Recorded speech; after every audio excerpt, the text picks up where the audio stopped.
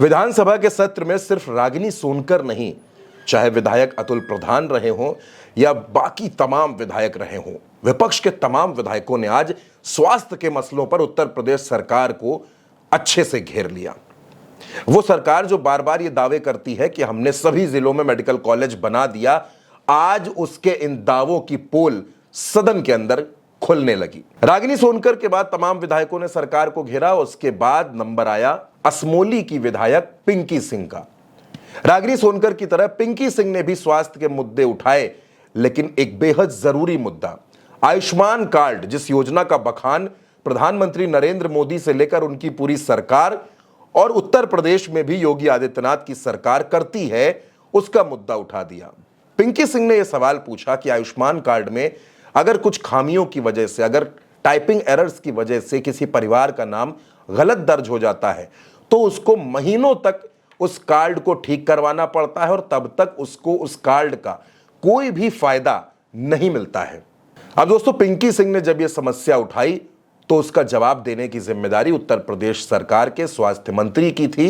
ब्रजेश पाठक ने हालांकि इसका कोई जवाब नहीं दिया, बल्कि स्वास्थ्य के राज्य मंत्री मयंकेश्वर शरण सिंह ने जवाब दिए। और पिंकी सिंह ने जो आयुष्मान कार्ड का मुद्दा उठाया, उसके साथ साथ उन्होंने गरीबों को इलाज मिलने में होने वाली लापरवाही और यह भी कहा कि कई अस्पतालों में दवाएं नहीं मिलती हैं, डॉक्टर वक्त पर नहीं मिलते हैं, जिसकी वजह से भी आम आदमी को, गरीब इंसान को स्वास्थ्य के लिए, बेहतर इलाज के लिए भटकना पड़ता है। दोस्तों, उत्तर प्रदेश में विधानसभा के इस सत्र का पहला दिन पूरी तरह से स्वास्थ्य विभाग से जुड़े मुद्दों पर ही केंद्रित रहा। तमाम विधायकों ने, विपक्ष के जितने विधायक थे, सबने एक साथ सरकार को स्वास्थ्य के मसले पर घेर लिया। अतुल प्रधान, रागिनी सोनकर, पिंकी सिंह, इसके अलावा जितने भी विधायक रहे, सबने बार बार ये मुद्दे उठाए। और सदन में जब सवाल जवाब का दौर चल रहा था, उस बीच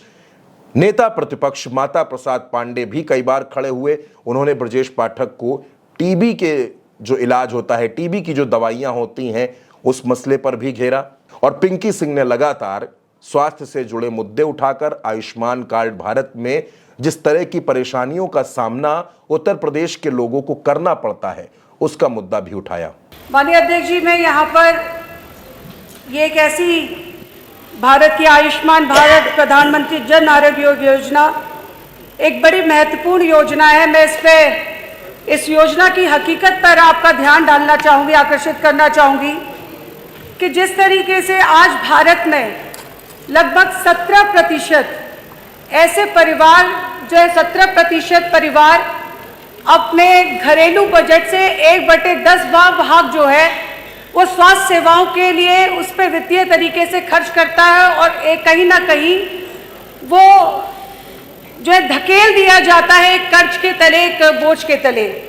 जिस तरीके से ग्रामीण तथा शहरी क्षेत्रों में भी 19 से 24% तक 19 से 24% से अधिक परिवार अपने स्वास्थ्य वित्तीय योजनाओं के लिए, अपने स्वास्थ्य के वित्तीय खर्च के लिए कर्ज में डूबा हुआ है। जहां इस योजना का एक आशय था कि एक ऐसे परिवारों को, जो गरीब तबका, जो कहीं ना कहीं स्वास्थ्य ले नहीं पाता, स्वास्थ्य सुविधाओं को प्राप्त नहीं कर पाता पैसे के अभाव में, ऐसे गरीब परिवारों को स्वास्थ्य सुविधा देना था। लेकिन इस योजना का लाभ उनको पूर्णता से कहीं ना कहीं मिल नहीं रहा है और ये इसका खूब प्रचार प्रसार प्रदेश सरकार के द्वारा भी किया गया। और अभी हमारे माननीय मंत्री जी ने भी, जब हमारी एक विधायिका जी ने प्रश्न पूछा तो उन्होंने अपने बहुत तेजी से कहा कि उत्तर प्रदेश एक ऐसा राज्य बन गया जो सबसे ज्यादा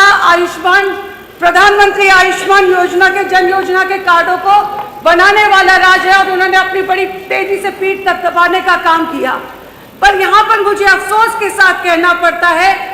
कि हमारे माननीय मुख्यमंत्री जी,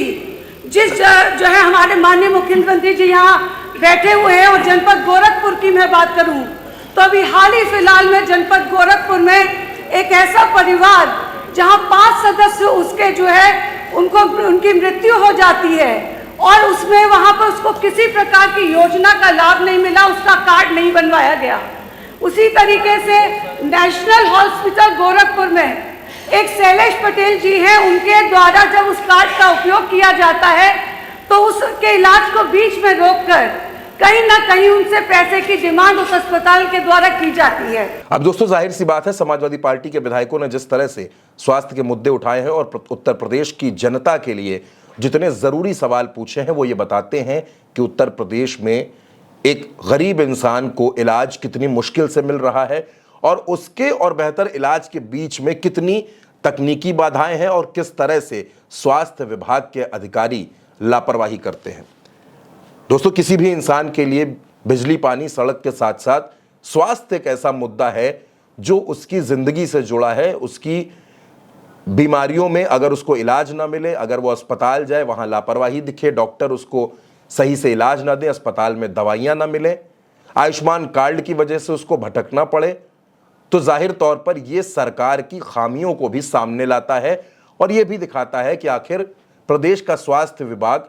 किस कदर लापरवाह हो गया है, जिसकी वजह से आम आदमी को परेशान होना पड़ता है। और अब इन्हीं तमाम मुद्दों को समाजवादी पार्टी के विधायकों ने उठाया है और अब देखना होगा कि सरकार इन तमाम सवालों का जवाब देने के साथ साथ इसमें कार्रवाई क्या करती है।